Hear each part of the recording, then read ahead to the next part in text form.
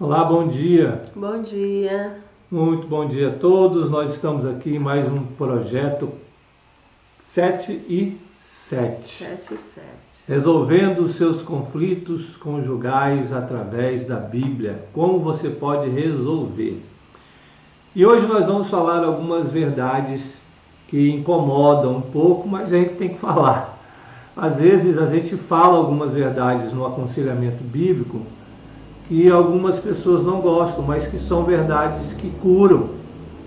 E se você não está disposto a ouvir essas verdades, esse vídeo não é para você. Esse vídeo agora é para quem está disposto mesmo a resolver o conflito do casamento. Quem está disposto a realmente tocar na ferida e sarar as feridas do seu casamento. Se você não está disposto a isso, ou você quer ficar, infelizmente, ouvindo alguns conselhos que vão só massagear o ego, vão só falar bem de você e não vão realmente chamar você para transformação, para que o seu conflito no casamento seja realmente resolvido, então é melhor você ficar ouvindo outros conselhos mesmo. Esses conselhos que nós vamos te dar, eles resolvem o conflito, mas são verdades que às vezes nós não aplicamos no nosso casamento. Muitos casais não aplicam no casamento porque acham que precisam ficar sendo massageados o resto da vida. Então, se você está disposto a ouvir a verdade e a resolver o conflito, esse vídeo é para você. E é importante você entender que a verdade não é a nossa verdade. Não é a verdade do Marcos e da Ângela, é a verdade da palavra de Deus. A palavra de Deus sempre confronta e é sempre bem digesta, porque confronta as nossas atitudes, os nossos pensamentos, confronta aquilo que nós temos vivido e por isso nos incomoda, mas é a verdade.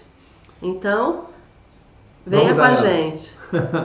Ok. Nós vamos falar hoje de 3 verdades, assim que pelas quais, o seu conflito, 3 motivos pelos quais os conflitos do casamento continuam e eles não são resolvidos, eles não são solucionados, né? Alguns deles até tem assim, joga pano quente, mas depois ele renasce de novo. Então existem 3 motivos básicos e nós vamos ser objetivos nesses 3 motivos para você hoje, falando a verdade para o seu coração. Primeiro motivo pelo qual os conflitos do seu casamento não são solucionados é porque você não busca a glória de Deus. Você não busca resolver o conflito para trazer glória para Deus, para glorificar a Deus. O casamento, a base do casamento, aliás, da nossa vida, nós fomos criados por Deus com o propósito de glorificá-lo, de trazer alegria para o Senhor. Não foi isso que ele disse sobre Jesus? Quando lá no batismo, quando Jesus se batizou, foi batizado por João Batista, a voz do céu dizia assim: este é o meu filho amado, em quem me comprazo, em quem tenho alegria. Nós somos criados para darmos glória, para darmos alegria, para trazermos prazer ao Senhor. Os conflitos do seu casamento, eles não são solucionados porque você não tem buscado a glória de Deus. Dá um exemplo aqui. Você, às vezes, tem esposas que o marido bebe, é alcoólatra, e ela quer que o marido deixe de beber. Nós já recebemos muitas esposas assim, e quando a gente pergunta assim, mas por que você quer que seu marido deixe de beber? Porque eu quero ter uma vida tranquila, eu quero viver em paz, eu quero ser feliz. É sempre eu quero viver em paz, eu quero ser feliz, eu não quero apanhar mais, eu não quero passar vergonha, Então, sempre o motivo é o eu, não é a glória de Deus. Você está entendendo? Quando você busca resolver o conflito conjugal no seu casamento para trazer glória para Deus em primeiro lugar, o conflito começa a dar o primeiro passo para ser resolvido. Às vezes não é nem pensando só no eu, mas pensando nos filhos. Muitas querem resolver e restaurar seus casamentos por causa dos filhos. Eu gostaria que os meus filhos tivessem um pai presente, eu não gostaria de me divorciar, eu não gostaria que os meus filhos ficassem vivenciando essas brigas, essa desarmonia no lar. E nada de errado com isso, todos nós queremos isso. Mas o objetivo primeiro deve ser a glória de Deus. Eu quero restaurar o meu casamento, eu quero reformar o meu casamento, eu quero ter o meu casamento de volta, eu quero glorificar a Deus com o meu casamento. Esse deve ser o objetivo primeiro, trazer glória para Deus através do meu casamento. Esse deve ser o primeiro motivo. E você pode falar assim, mas quem tem essa motivação? Não acredito que alguém tenha essa motivação. Realmente você está certo e certa, porque somos pecadores, não temos essa vontade, essa motivação não é a primeira, mas nós temos um Deus vivo que nos ouve e devemos orar por isso. Senhor, redireciona a minha motivação. Senhor, me dê a motivação correta para a restauração do meu casamento. Que o Senhor coloque no meu coração a motivação correta, que é trazer glória ao Senhor. Ore a Deus e peça para que Ele coloque a motivação correta no seu coração. O apóstolo Paulo, lá em 1 Coríntios 10, 31, ele fala o seguinte: portanto, quer comais, quer bebais, ou façais outra coisa qualquer, fazei tudo para a glória de Deus. Fazei tudo.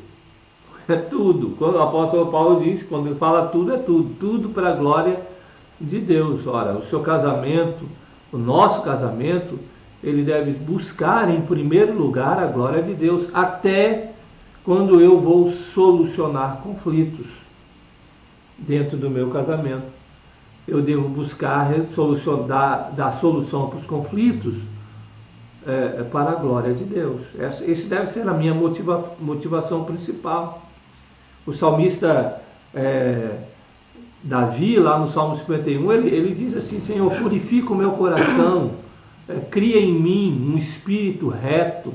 O espírito reto de retidão é aquele que busca a glória de Deus. E se eu amo a Deus, eu quero glorificar a Deus. Então, independente de como andam as coisas, independente de em que pé que está esse processo de restauração, eu continuo motivada a trazer glória a Deus, porque a minha motivação é a glória dele e não as dificuldades que eu venho enfrentando na resolução dos meus conflitos conjugais. Então, eu continuo, eu permaneço querendo glorificar a Deus, porque Deus não nos decepciona, porque Deus, Ele não faz absolutamente nada contra nós. Deus nos ama, Deus nos perdoa, Deus é misericordioso e gracioso. Então eu sempre vou estar querendo agradá-lo, se você crê nesse Deus. Então, esse é o primeiro motivo, a primeira verdade, por que os conflitos do seu casamento não são solucionados? Eles ficam aí, ficam se perpetuando. Porque a primeira motivação sua para resolvê-lo não é para a glória de Deus. São sempre desejos seus, né? Ou de outros. A gente precisa buscar em primeiro lugar a glória de Deus, mesmo na solução de conflitos. O segundo motivo pelo qual os conflitos do seu casamento não são solucionados é porque você não tem buscado resolvê-los para ser igual a Jesus, para se transformar na imagem de Cristo. Esse é o segundo motivo principal. Você não busca, por exemplo, a transformação no seu esposo, né? No caso do esposo alcoólatra, ou esposo que é um bronco dentro de casa, vive xingando, vive, né, te trata mal. Você quer que ele mude, mas você não quer que ele mude para ser igual a Jesus. Você quer que ele mude só porque você não quer que ele te trate mal mais. Não é porque você não quer que ele xingue, é porque você não quer que ele não quebre as coisas dentro de casa, não é?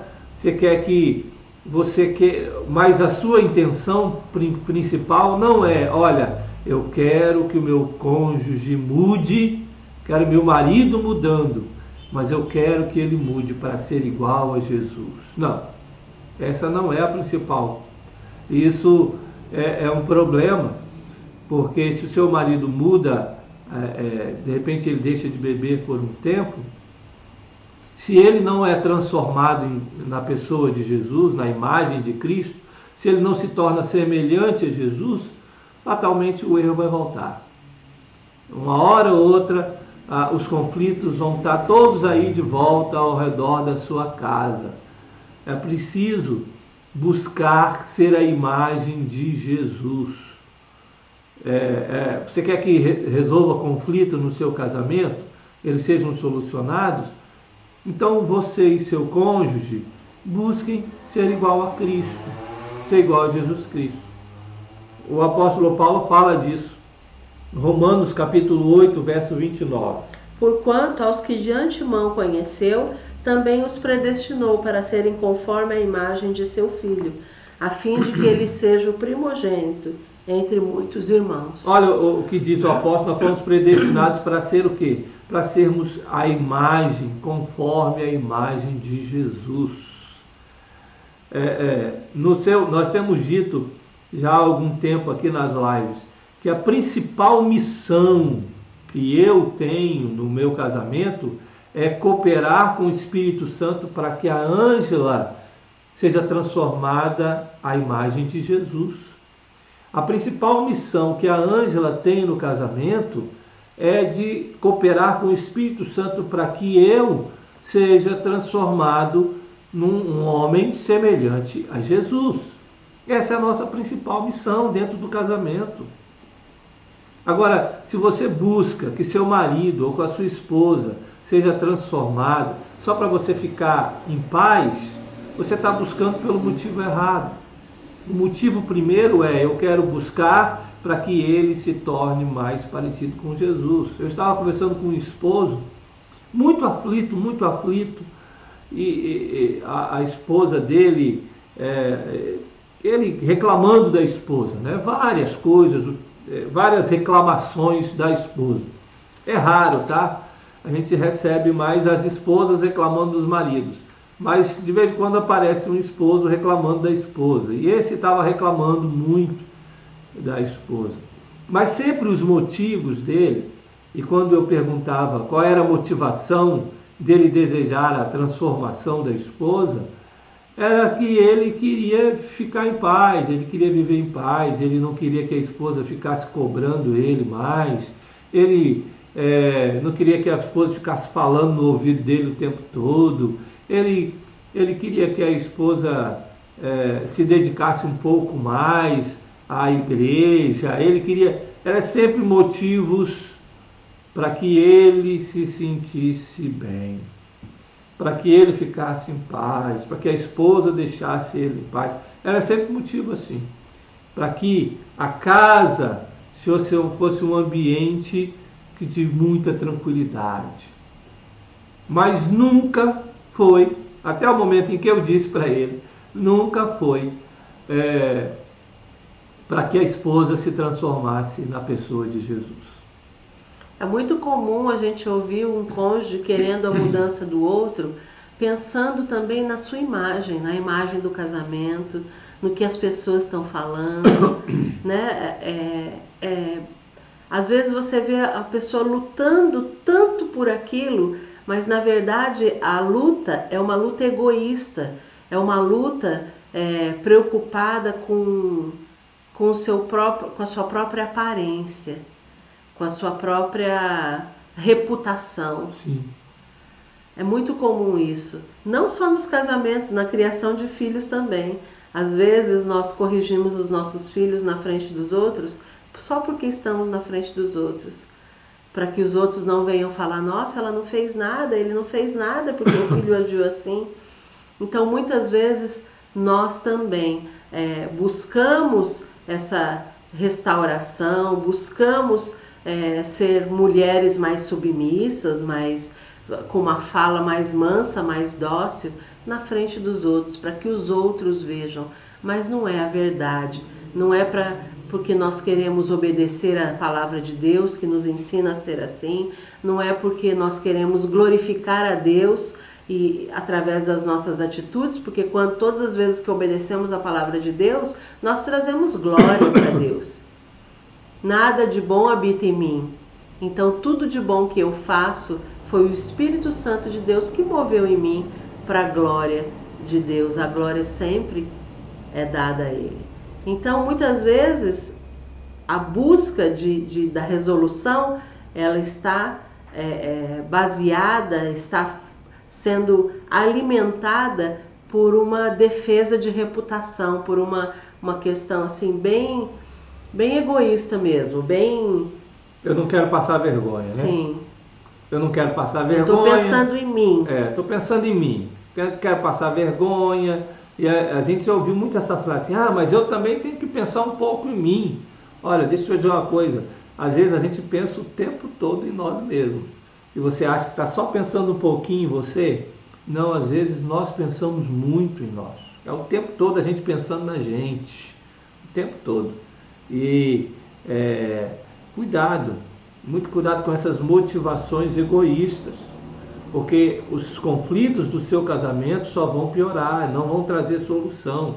E alguns conselhos que vão fazer você pensar muito em você mesmo vão só te levar para o buraco. Eles vão dar aquela paz momentânea, mas daqui a pouco o conflito volta.